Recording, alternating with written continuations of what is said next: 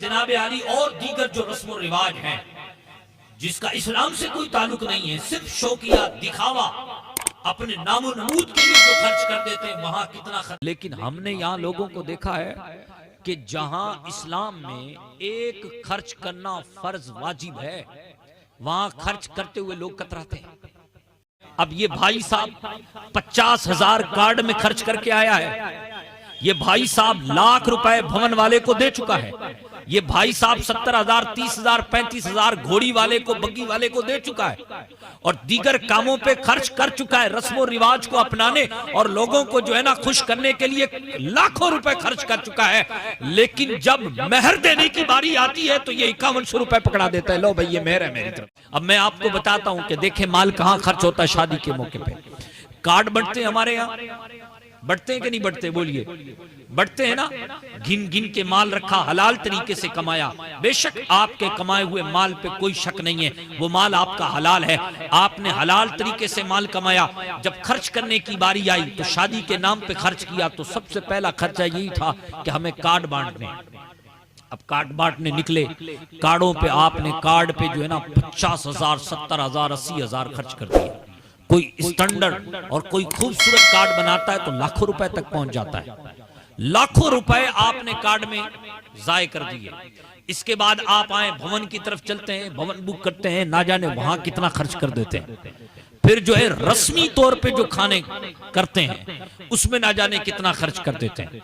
फिर इसके अलावा जनाब आली और दीगर जो रस्म और रिवाज हैं जिसका इस्लाम से कोई ताल्लुक नहीं है, सिर्फ शौकिया दिखावा अपने नामो नमूद के लिए जो खर्च कर देते हैं वहां कितना खर्च कर देते हैं। लेकिन हमने यहाँ लोगों को देखा है कि जहां इस्लाम में एक खर्च करना फर्ज वाजिब है वहां खर्च करते हुए लोग कतराते हैं। यानी देखें, मियां और बीवी के दरमियान इजाबो कबूल होता है कि नहीं, बोले आप, होता है ना भाई। दूल्हा और दुल्हन के दरमियान क्या होता है, इजाबो कबूल होता है।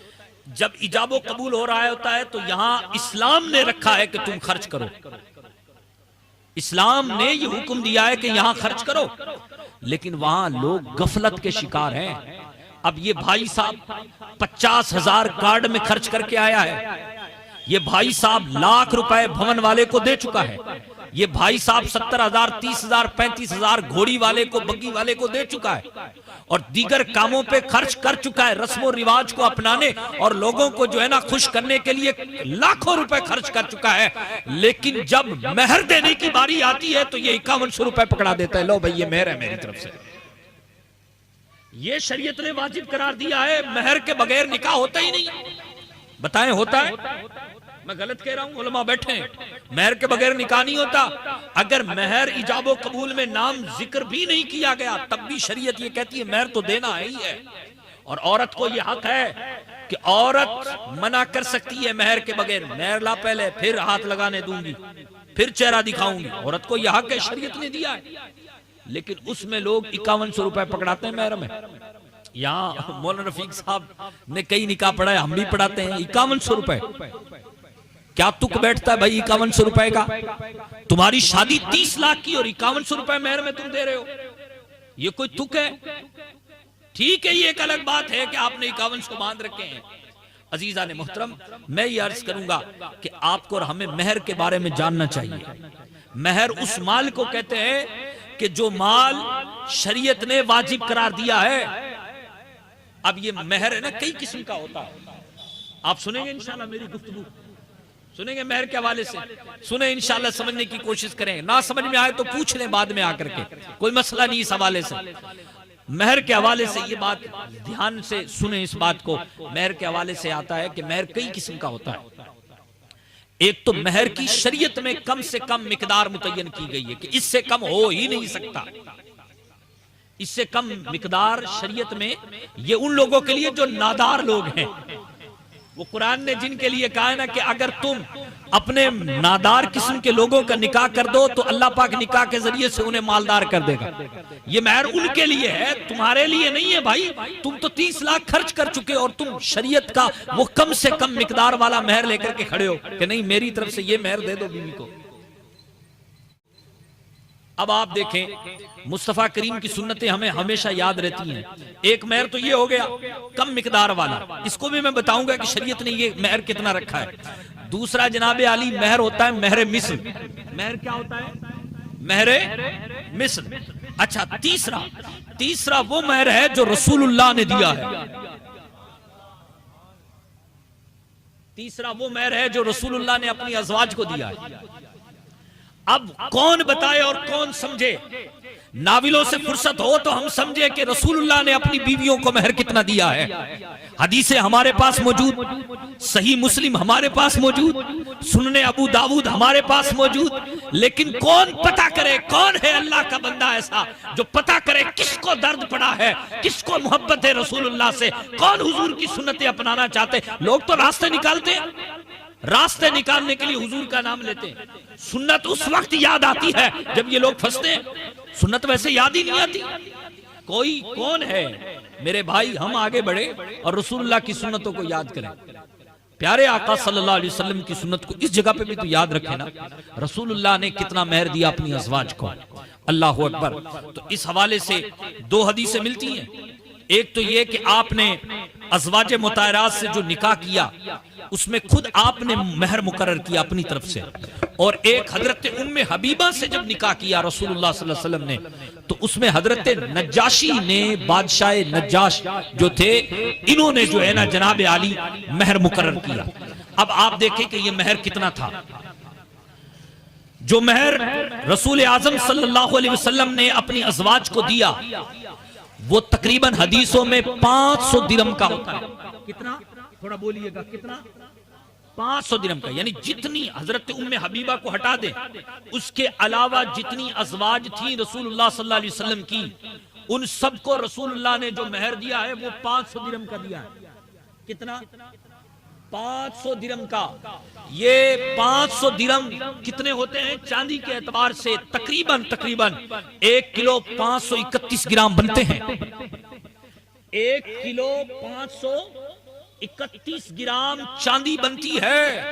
रसूलुल्लाह ने अपनी हर बीवी को 500 दिरहम ये जो है ना महर में अता फरमाए हैं। क्या रसूलुल्लाह की सुन्नत याद रहती है? इस वक्त कार्ड पे हम लाखों रुपए खर्च करते हैं, गाड़ियां किराए पे लेने पर लाखों रुपए खर्च करते हैं, लेकिन जब बीवी को महर देने की बारी आती है तो जनाब आली जो है ना बीवी को आप 5100 रुपए दिखाते हैं। ये दुख नहीं बैठता। ये नदारों के लिए है शरीयत की कम से कम मिकदार, जिसको कहा गया कि शरीयत ने फरमाया कि भाई 10 दिरहम से कम मिकदार महर की नहीं होनी चाहिए। यानी नादार लोग किस्म के जो लोग हैं कि जिनके पास वाकई पैसा नहीं है, जिनकी हैसियत नहीं है, उनको ये चाहिए कि वो 10 दिरहम से महर कम दे ही ना। और 10 दिरहम की जो मिकदार होती है चांदी के एतबार से वो 30 ग्राम 618 मिलीग्राम होती है। और अगर अब हम हिसाब किताब लगाएं तो ये 5100 रुपए भी कम पड़ने वाले हैं, क्योंकि चांदी महंगी हो गई। तो अजीजा ने मुहतरम, हमें चाहिए कि हम नबी पाक सल्लल्लाहु अलैहि वसल्लम के इस तरीके पर अमल करें। और अगर वाकई में अल्लाह ने आपको नवाज रखा है तो फिर आप जो है ना हजरत उम्मे हबीबा से जो हुजूर का निकाह हुआ उस पर हजरत नज्जाशी ने जो महर मुकर्रर किया, आप उसको सुनिए। सुनन अबू दाऊद की हदीस है कि जिसमें नबी पाक सल्लल्लाहु अलैहि वसल्लम की तरफ से हजरत नज्जाशी ने जो महर मुकर्रर किया वो 4000 दिरहम था। कितने दिरहम था? 4000 दिरहम महर था। 4000 दिरहम। यानी अगर आप मालदार हैं, वाकई में उद्योगपति हैं, वाकई में आप जो है ना ताजिर है और वाकई में आपकी तिजारत में चलती है, तो महर बढ़ चढ़ के दे भाई आप। जैसे हजरत नजाशी ने हजरत उम्मे हबीबा का अक्द करते वक्त महर को मुकर्रर किया 4000 दिरहम, जो इस वक्त तकरीबन 12 किलो से ज्यादा चांदी बनती है। 12 किलो से ज्यादा ये महर है इस्लाम में। अच्छा, कमाल की बात यह है, आपको मैं बताऊं कि ये महर जो 500 दिरहम वाला था ना हजरत उमर के दौर में, हुजूर के दौर में तो 500 दिरहम वाला था कि हुजूर ने 500 दिरहम दिया। जैसे कि मैंने आपको सही मुस्लिम हदीस का हवाला दिया, 500 दिरहम दिया। फिर ये चीज आगे बढ़ती चली गई। हजरत उमर इब्ने खत्ताब का जब दौर आया, जब आप अमीरुल मोमिनीन थे, तब महर लोगों ने बढ़ चढ़ के देना शुरू कर दिया। बढ़ चढ़ करके क्या करना शुरू कर दिया? बढ़ चढ़ करके महर देना शुरू कर दिया। तो हजरत उमर इब्ने खत्ताब मिंबर पर खड़े हुए, हजरत उमर अमीरुल मोमिनीन है और मिंबर पर खड़े हुए और खड़े होकर के कहने लगे, लोगों तुम मेहर अपनी बीवियों को ज्यादा देते हो, कम करो थोड़ा। अब उस वक्त जो औरतें थी ना, वो सुभान अल्लाह, अल्लाह और उसके रसूल से मोहब्बत करने वाली थी। हाँ, रात होते ही नाविलों में पड़ जाना, नाटकों में पड़ जाना, ऐसा तो उनका वतीरा था ही नहीं। कुरान पढ़ती थी, वो इस्लाम को समझती थी। अल्लाह अकबर। हजरत उमर ने मिंबर पे कह तो दिया, ए लोगों तुम मेहर ज्यादा दे रहे हो, मेहर को कम करो। लेकिन जैसे ही कह के मिंबर से नीचे उतरे, एक औरत खड़ी हो गई, ए अमीरुल मोमिनीन, खुदा ने हमें ये हुक्म दिया है कि तुम किंतार की शक्ल में मेहर ले लो। फिर तुम कौन होते हो मेहर की हद को और मेहर की मिकदार से रोकने वाले? कौन होते हो तुम? जब हुजूर हजरत उमर इब्ने खत्ताब पर यह एतराज किया ना औरत ने, तो फिर हजरत उमर मिंबर पर खड़े हुए दोबारा, और मिंबर पर दोबारा खड़े होकर के कहने लगे कि हाँ ये औरत सही कहती है, मैं अपना जुमला वापस लेता हूं। तो अब आप अंदाजा लगाइए कि मेहर के हवाले से हमारे यहाँ कितनी वो चीजें पाई जा रही हैं। और अल्लाह पाक क्या फरमा रहा है, अल्लज़ी जमा मालहु अद्ददा, बर्बादी हर उस बंदे के लिए जो अपने माल को गिन गिन के रखता है। इसकी एक सूरत यह है कि जो अल्लाह ने आपको माल दिया है, वो माल आप नामो नमूद के लिए खर्च मत कीजिए, बल्कि माल को वहां खर्च कीजिए जहां खर्च करने का इस्लाम ने हुक्म दिया है।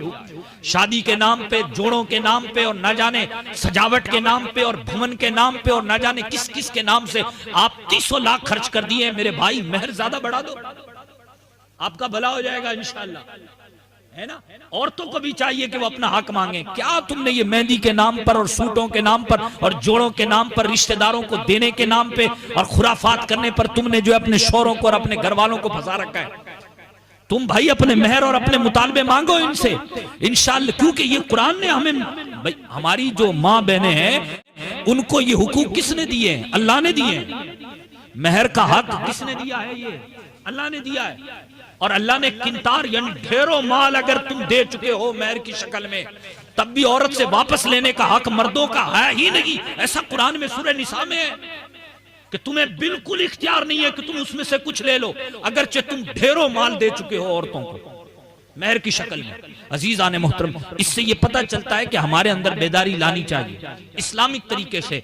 तो अगर आप माल को इसलिए जमा कर रहे थे कि शैतान को खुश करने में खर्च करेंगे, तो याद रखें ये माल आपके लिए बर्बादी का सबब बनेगा। आप इस माल को खर्च कीजिए वहां जहां शरीयत ने खर्च करने का हुक्म दिया है। अगर ऐसा करेंगे तो ये माल फिर हमारे लिए जरिया नजात है, बाइस नजात है। तीसरी सूरत यह है, फरमाया कि इतने से काम नहीं चलेगा। माल को आपने हलाल तरीके से कमाया, ठीक है। दूसरा ये कि माल को आपने जो कमाया वो आप वहां खर्च कर रहे हैं जहां शरीयत ने खर्च करने का हुक्म दिया है। तीसरा ये, आपको ये भी देखना है कि आपको माल पर भरोसा नहीं करना, भरोसा तो माल देने वाले रब की जात पर करना है। माल पर भरोसा नहीं करना, माल आज है कल नहीं है, माल पे भरोसा नहीं करना, बल्कि भरोसा किस पे होना चाहिए? अल्लाह पे होना चाहिए। अल्लाह पाक फरमाता है, वमन यतवक्कल अलल्लाह फहुवा हस्बुह, जो अल्लाह पर भरोसा करता है उसके लिए अल्लाह काफी है। तो भरोसा किस पे होना चाहिए? अल्लाह पर, माल पे नहीं होना चाहिए। माल कमाइए लेकिन माल पे भरोसा मत कीजिए, भरोसा खुदा की जात पे कीजिए। अल्लाहू अकबर।